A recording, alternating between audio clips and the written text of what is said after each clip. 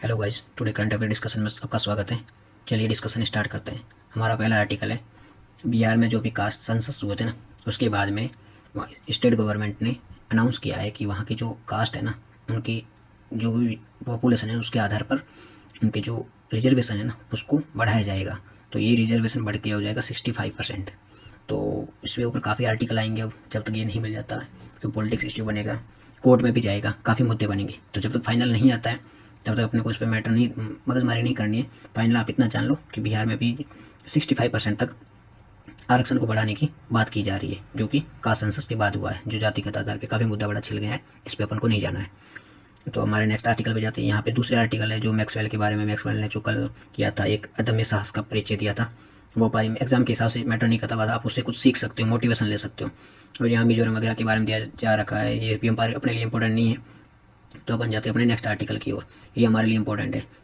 अभी WHO ने अभी एक ग्लोबल रिपोर्ट प्रस्तुत करी है, जिसमें उसने कहा है कि 7.5 मिलियन न्यू TB के केस आए हैं। अब इसमें ये शॉकिंग न्यूज़ है। शॉकिंग न्यूज़ इसलिए है कि इससे पहले क्या था कि कोविड-19, मतलब 2022 की रिपोर्ट है, ठीक है। 2022 में 7.5 मिलियन नए केसेस आए। कोविड-19 के बाद में लोगों का ध्यान है ना, वो कोविड-19 की ओर था। दूसरी जो भी बीमारियाँ थी उससे उनका ध्यान बिल्कुल हट चुका था। तो TB वगैरह जैसी बीमारियाँ, उनसे पीड़ित लोगों की संख्या बढ़ गई है। तो अब जान लेते हैं TB के बारे में, जो काफ़ी न्यूज़ में भी रहता है और अभी इस पर खतरा भी बढ़ गया, तो इसके बारे में जान लेते हैं। TB tuberculosis. ट्यूबरक्लोसिस एक बैक्टीरियल इन्फेक्शन है, ठीक है। आप यहाँ पे देख सकते हैं बैक्टीरियल इन्फेक्शन है, और इसके लिए रेस्पॉन्सिबल बैक्टीरिया कौन सा है, तो माइक्रोबैक्टीरियम ट्यूबरक्लोसिस। TB एक बैक्टीरियल इन्फेक्शन है, इसके लिए रेस्पॉन्सिबल बैक्टीरिया कौन सा है, माइक्रोबैक्टीरियम ट्यूबरक्लोसिस। ये लंग को इन्फेक्ट करता है, मतलब इसका मेन इन्फेक्शन कहाँ होता है, तो लंग्स पे होता है, ठीक है। इसके लिए वैक्सीन है। अच्छी गुड न्यूज़ ये है कि इसके लिए वैक्सीन अवेलेबल है। वैक्सीन कौन सी है, BCG, ठीक है, बेसाइल सेलिमेट गुरुनिन। इसके लिए वैक्सीन अवेलेबल है, BCG, ठीक है। और जो बच्चों को दी जाती है, ठीक है, छोटे बच्चे तो उनको TB की वैक्सीन दी जाती है। इसके लिए आप जान लेना। 3 पॉइंट हमने पढ़े। क्या पढ़ा है, पहले TB कौन सा ये बीमारी है, तो ये बैक्टीरियल इन्फेक्शन है, ठीक है। रेस्पॉन्सिबल बैक्टीरिया कौन सा है, माइक्रोबैक्टीरियम ट्यूबरक्लोसिस। इसके लिए वैक्सीन अवेलेबल है, यस वैक्सीन अवेलेबल है। कौन सी वैक्सीन है, BCG, बेसाइल सेलिमेट ग्यूरिन। किसको दी जाती है, बच्चों को दी जाती है, ठीक है। अब इसका नेक्स्ट पॉइंट ये है कि एम, देखो इसको TB को एलिमिनेट करना है। तो WHO द्वारा और वर्ल्ड के अलग अलग ऑर्गेनाइजेशन कंट्रीज है, उनके द्वारा एम टारगेट फिक्स किए हुए हैं, तब तक TB को एलिमिनेट करना है। तो हमारे इंडिया का एम है ना, इंडिया का एम ये है कि इंडिया 2025 तक TB को एलिमिनेट कर देगा। ये इंडिया का एम है। देखो भाई, गवर्नमेंट ने काफ़ी स्टेप भी लिए हैं कि हम TB को 2025 तक एलिमिनेट कर लेंगे। स्टेप के बारे में बात भी करेंगे, बट ये नेक्स्ट तो इम्पॉसिबल लग रहा है, क्योंकि 2025 तो आने वाला है और TB के केसेस तो बहुत ज़्यादा आ रहे हैं अभी। तो सिंपल सी बात है कि काफ़ी ये नेक्स्ट तो इम्पॉसिबल है। और वर्ल्ड का जो इनिशिएटिव है ना, वर्ल्ड चाहती है, वर्ल्ड का टारगेट है वो 2030 तक TB को एलिमिनेट करना है, ठीक है। इंडिया का 2025 का है और वर्ल्ड का है 2030 का। ये दोनों टारगेट आप जान लो। और इंडिया ने, ये भी बता दूं, इंडिया ने TB को खत्म करने के लिए और TB को एलिमिनेट करने के लिए क्या क्या वो प्लान चला रखे हैं, या गवर्नमेंट ने कुछ काम किया है कि नहीं किया, उसके बारे में जान लेते हैं हम। तो TB को गवर्नमेंट ने खत्म करने के लिए मैं आपको काम बता दूं या इनिशिएटिव बता दूं। तो सबसे पहले गवर्नमेंट ने अलग अलग प्रोग्राम चला रखे हैं, ठीक है। प्रोग्राम में हमारा नेशनल स्ट्रेटेजिक प्लान जो 2017 में स्टार्ट किया था, जो 2025 तक काम करेगा। जिसका टारगेट आप देख लो, ये देख लो, 44 केसेस होने चाहिए, टोटल 65 केसेस। ये आप थोड़ा बहुत डेटा रखने की याद नहीं, बट गवर्नमेंट ने कौन कौन से प्लान चला रखे हैं, मतलब गवर्नमेंट ने क्या क्या इनिशिएटिव ले रखे TB को एलिमिनेट करने के लिए। तो पहला है नेशनल स्ट्रेटेजिक प्लान इनिशिएटिव। दूसरा हम बात करते हैं, एक निक्सी पोर्टल है। निक्सी पोर्टल क्या है, एक ऑनलाइन पोर्टल है जो TB के जो केस है ना उसमें नोटिफाइड करेगा, ठीक है। गवर्नमेंट ने अलग अलग प्लान, जो अलग अलग इनिशिएटिव ले रखे हैं। पहला है नेशनल स्ट्रेटेजिक प्लान जो 2017 से 2025 तक है, जो TB को एलिमिनेट करने का कार्य करेगा। दूसरा है गवर्नमेंट का निक्सी पोर्टल है, और निक्सी पोर्टल क्या करेगा, TB के केस को नोटिफाई करेगा। और इसके लिए अलग अलग टेस्ट भी गवर्नमेंट ने दे रखे हैं कि आप TB के केस का, जो भी TB का पेशेंट है वो टेस्ट करवा सकता है। कौन सा है, CB-नट और ट्रूनेट। अलग अलग टेस्ट में तो CB-नट है, एक ट्रूनेट है। हमने क्या पढ़ा अभी तक, सिंपल सा TB के बारे में। ट्यूबरक्लोसिस ये बैक्टीरियल इन्फेक्शन है। बैक्टीरिया कौन सा रेस्पॉन्सिबल है, माइक्रोबैक्टीरियम ट्यूबरक्लोसिस। माइक्रोबैक्टीरियल ट्यूबरक्लोसिस के लिए रेस्पॉन्सिबल है। और में वैक्सीन है, यस वैक्सीन इसके लिए अवेलेबल है, ठीक है, जो बच्चों को दी जाती है, BCG। ये इसके लिए वैक्सीन अवेलेबल है। गवर्नमेंट इनिशिएटिव लिए है। गवर्नमेंट का टारगेट सेट क्या है, इंडिया का 2025 तक का टारगेट है, वर्ल्ड का 2030 तक का टारगेट है। गवर्नमेंट ने क्या क्या इनिशिएटिव लिए, गवर्नमेंट ने अलग अलग इनिशिएटिव लिए, जिसमें से पहला है नेशनल स्ट्रेटेजिक प्लान जो 2017 से 2025 तक कार्य करेगा। इस दौरान TB को एलिमिनेट करने के लिए कार्य करेगा। फिर हमारा एक निक्सप पोर्टल है। क्या हमारा निक्सप पोर्टल है, जो TB के जो भी केसेस उनको रजिस्टर करेगा। और टेस्ट भी है TB के लिए, नाट, CB-नट और ट्रूनेट। दो ये CB-नट ट्रूनेट क्या है, इसको याद रखना आप। CB-नट ट्रूनेट अलग अलग प्रकार के दो टेस्ट है जो TB के पेशेंट को टेस्ट करने के लिए किए जाते हैं। इसके बारे में ये इन्फॉर्मेशन थी, आप याद रखना, ठीक है, याद रहेगी ना। चलो आगे बढ़ते हैं, हिंदी में आप देख लो। ये टीबी को हिंदी में क्षय रोग बीमार वगैरह कहा जाता है। ये जीवाणु संक्रमित रोग है। टीबी के बारे में आप देख लो, जीवाणु संक्रमित है, माइक्रोबैक्टीरियम ट्यूबरक्लोसिस नामक जीवाणु से होता है। फेफड़ों को इन्फेक्टेड करता है, ये आमतौर पर किसको, फेफड़ों को इन्फेक्टेड करता है। इसके लिए वैक्सीन अवेलेबल है, यस बीसीजी नाम की वैक्सीन अवेलेबल है, ठीक है। किसको दी जाती है, छोटे बच्चों को दी जाती है। भारत का लक्ष्य 2025 तक टीबी को खत्म करने का, वर्ल्ड का लक्ष्य 2030 तक टीबी को खत्म करने का।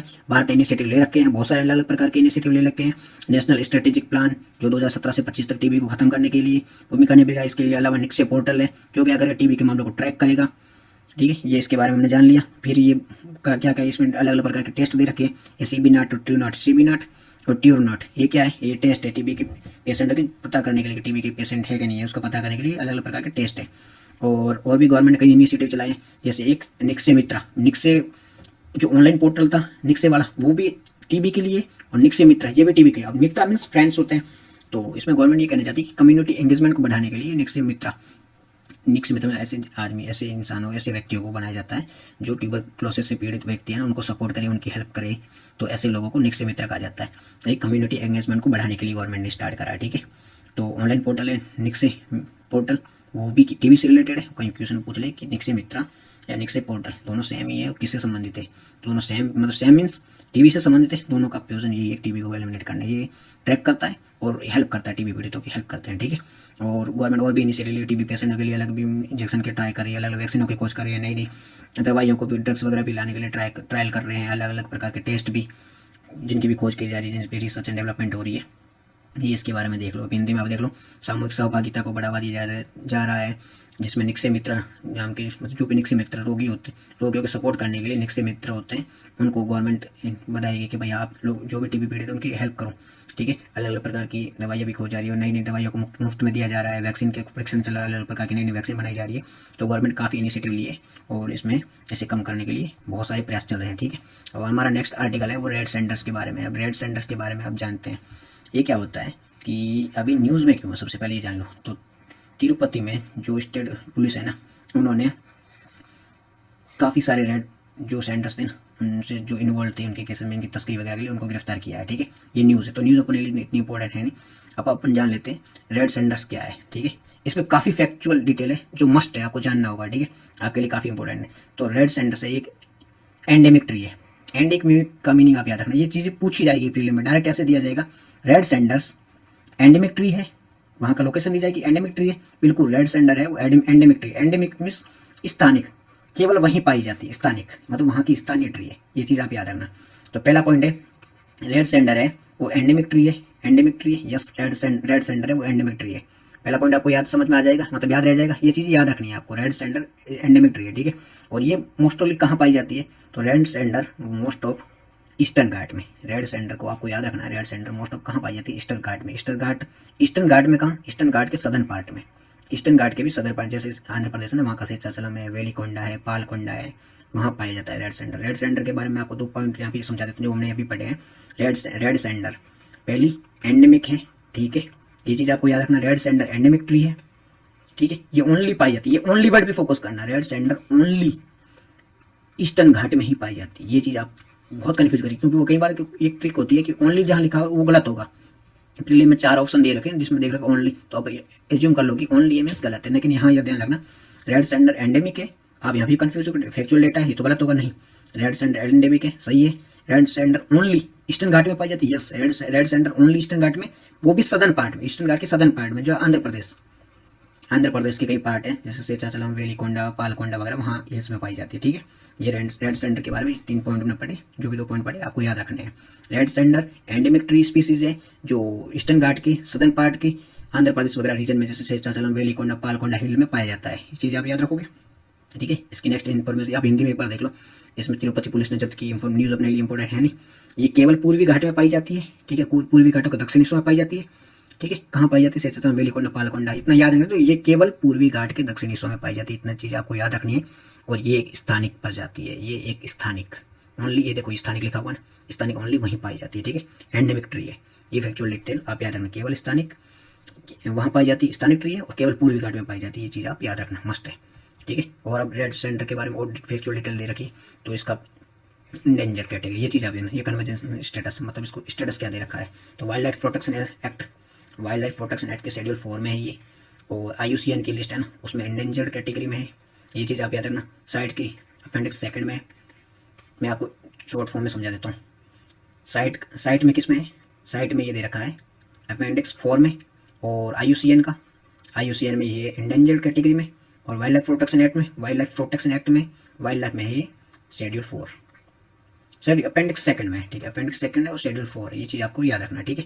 और इसका स्मगलिंग क्यों होती है, इसकी तस्करी क्यों होती है, रीज़न क्या है इसका, इसके यूजेस क्या है, तो इसके बहुत यूजेस है। इसकी यूज कार्विंग में होता है, फर्नीचर में होता है, पोल्स में होता है, आउटस्पोर्ट में होता है, और जापान में इसका बहुत ज़्यादा यूज़ होता है। क्यों होता है जापान में यूज़, जापान में कई सारी चीज़ें बनाने के लिए, वहाँ पे जो भी लकड़ी वगैरह बनाई जाती है, काफ़ी सारी चीज़ें बनाती है, उसमें रेड सैंड का यूज़ होता है। तो ये जापान में काफ़ी यूज़ होता है इसका, जो भी फेशियल वगैरह के लिए जो प्रोडक्ट बनाए जाते हैं ना, उसमें भी इसका काफ़ी यूज़ होता है। तो इसका इसलिए वजह से इसकी तस्करी भी ज़्यादा होती है, यूजेस काफ़ी है इसलिए तस्करी ज़्यादा होती है।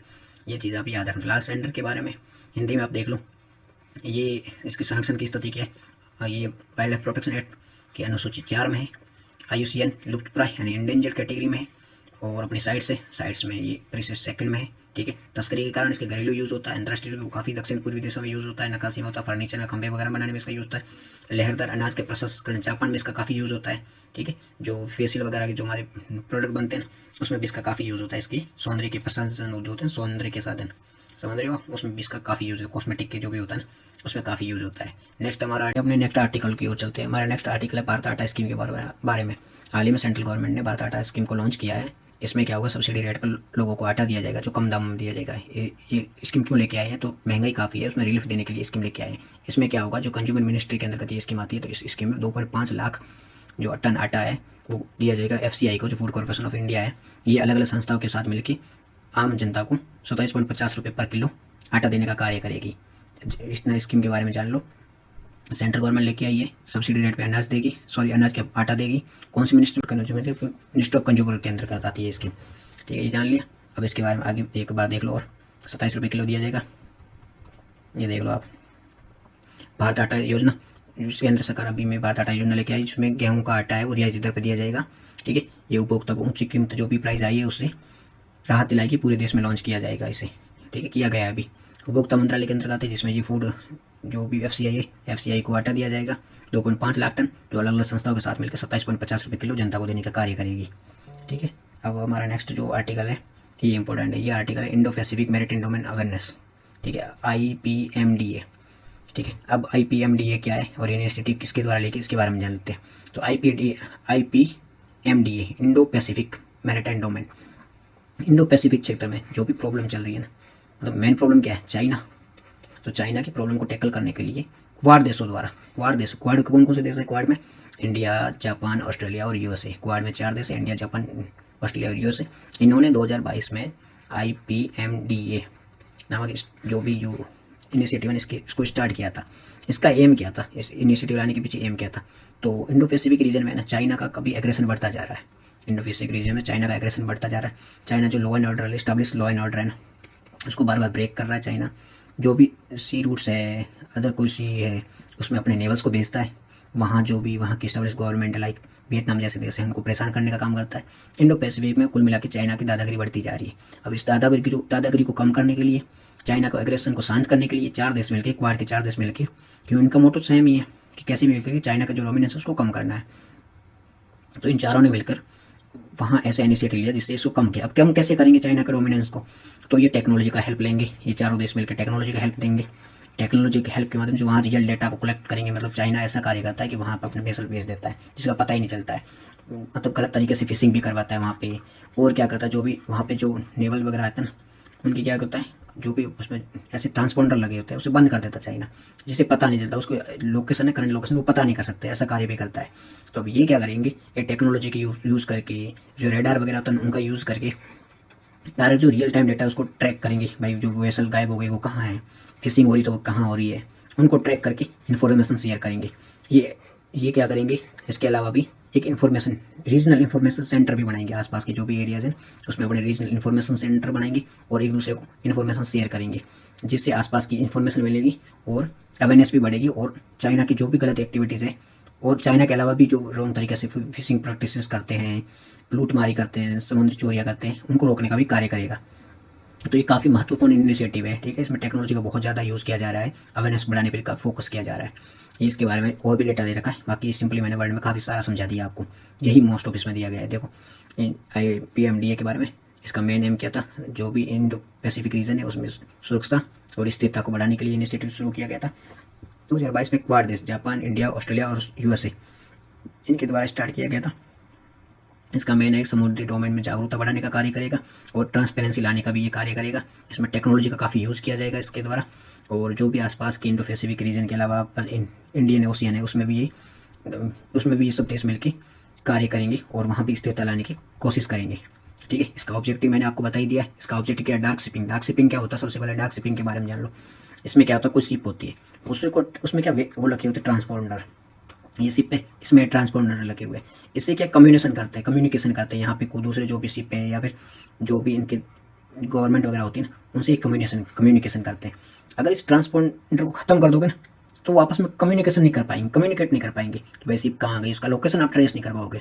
तो डार्क शिपिंग में क्या होता है, जो कम्युनिकेशन के लिए ट्रांसपोंडर लगे होते हैं ना, उसको बंद कर दिया जाता है, जिससे इसको ट्रैक करना मुश्किल हो जाता है। तो कुछ देश है लाइक चाइना वगैरह और कुछ अदर लुटेरा वगैरह जो भी होता है ना, वो क्या करते हैं, शिप की जो ये जो ट्रांसपोंडर होता है ना, इसको बंद कर देते हैं, जिससे इसको ट्रैक करना मुश्किल हो जाता है।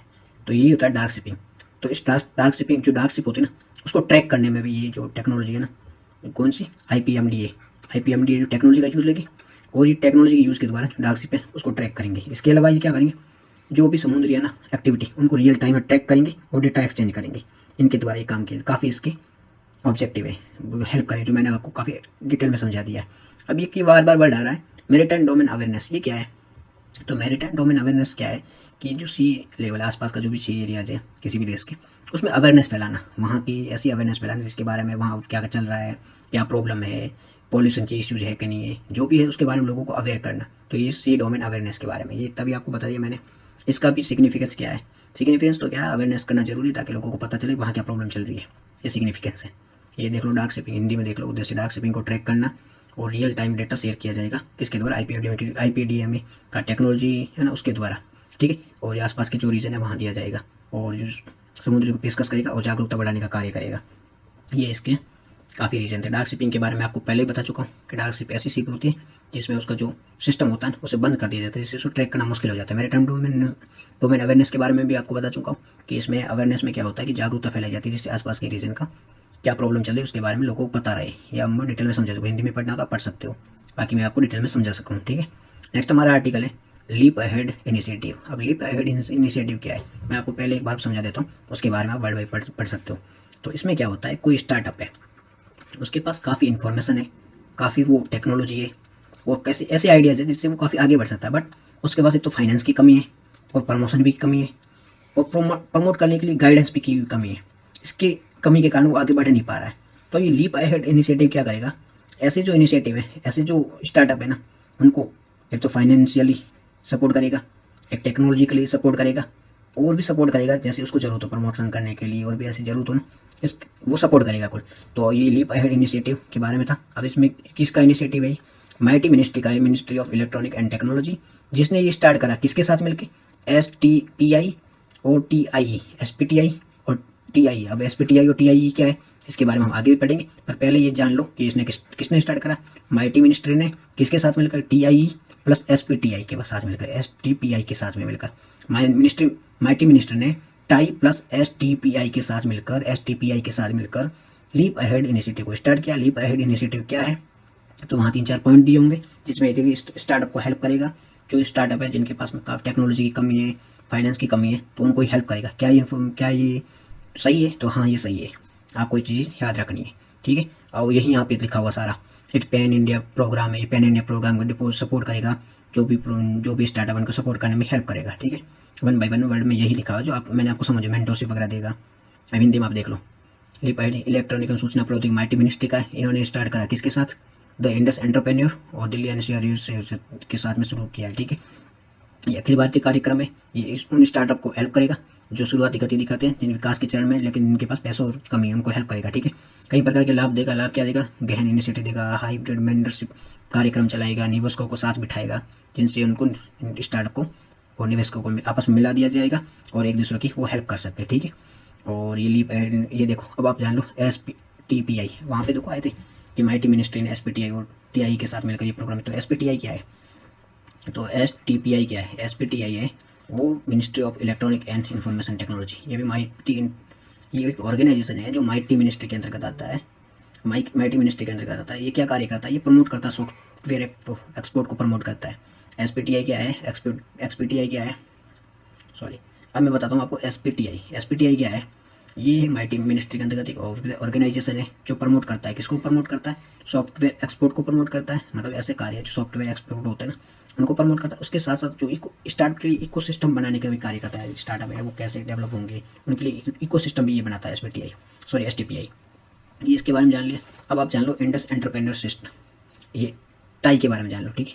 अब टाई क्या है, द इंडस एंटरप्रेन्योर टाई क्या है, द इंडस एंटरप्रेन्योर। ये क्या है, एक नॉन प्रॉफिट ऑर्गेनाइजेशन है या कंपनी है जो कंपनी एक्ट 1860 के अंतर्गत रजिस्टर्ड है। ये क्या कार्य करता है, ये नेटवर्क प्रोवाइड करता है, प्रमोट करता है, फंडिंग करता है, मॉनिटरिंग करता है, काफ़ी सारे कार्य करता है। किसके लिए, स्टार्टअप के लिए। स्टार्टअप को मॉनिटर करता है, फंड करता है, एजुकेट करता है, प्रमोट करता है, काफ़ी सारे कार्य करता है। और जो इन कार्य कौन कौन से कार्य, एंटरप्रेन्योर को मिलाना, उनको प्रमोट करता है, इन क्षेत्र में ये सबसे बड़ी कंपनी है। मतलब जो इकोसिस्टम वगैरह बनाती है ना, इकोसिस्टम बना रही है, उनको सपोर्ट कर रही है, प्रमोट करनी है, तो इस मामलों में ये सबसे बड़ी कंपनियों में से एक है। कौन सी, टाई। हमने यहाँ दो ऑर्गेनाइजेशन के बारे में, एक है STPI, ये गवर्नमेंट ऑर्गेनाइजेशन है, माइटी मिनिस्ट्री के अंतर्गत आती है। इसका कार्य क्या है, इसका कार्य वही है कि इकोसिस्टम बनाना और सॉफ्टवेयर एक्सपोर्ट वगैरह को प्रमोट करना। दूसरा कौन सा, टाई, द इंडस एंटरप्रेन्योर्स। ये क्या है, ये नॉन प्रॉफिट ऑर्गेनाइजेशन है। नॉन प्रॉफिट क्या होती है, जो प्रॉफिट में मतलब नहीं रहते, वो नॉन प्रॉफिट होती है। वो जो कि कंपनी एक्ट 1860 के अंतर्गत रजिस्टर है। कार्य क्या है, मॉनिटरिंग करना स्टार्टअप को, इनको कॉन्बिनेट बनाना, एजुकेट करना, नेटवर्किंग प्रोवाइड करना, ये सब कार्य है। और ये इस एरिया की सबसे बड़ी कंपनियों में से एक है। ये आपने इसके बारे में डिटेल में जान लिया, ठीक है। चलिए अब हिंदी में भी एक बार देख लो, आप पढ़ सकते हो यहाँ पे NPTI के बारे में, NTPI के बारे में और टाई के बारे में आप यहाँ पे देख सकते हो, ठीक है। अच्छा चलते हैं अपन नेक्स्ट आर्टिकल के बारे में। ये आर्टिकल है realise the use primordial collision. इसके बारे में चलो, क्या है प्रीमोर्डियल कोलिजन, कि हमारी जो अर्थ है ना, काफ़ी टाइम पहले एक थ्योरी, अलग अलग अर्थ की जो उत्पत्ति कैसी हुई थी, इसके लिए अलग अलग थ्योरी चलती है कि भाई अर्थ की उत्पत्ति ऐसी है ऐसी है। उनमें से एक थ्योरी क्या है, लोगों का मानना है, मतलब काफ़ी जो लोगों का मानना है कि अर्थ है ना, वो अपने अर्थ पे घूम रही थी ना, तब वहाँ पे एक और जो प्लानट था वो आके अर्थ से टकराया, काफ़ी बड़ा प्लानट था जो अर्थ से टकराया। उस कॉलिजन से क्या हुआ कि अर्थ का जो एक टुकड़ा था ना, वो टूट के अर्थ से अलग हो गया, जो बन गया मून।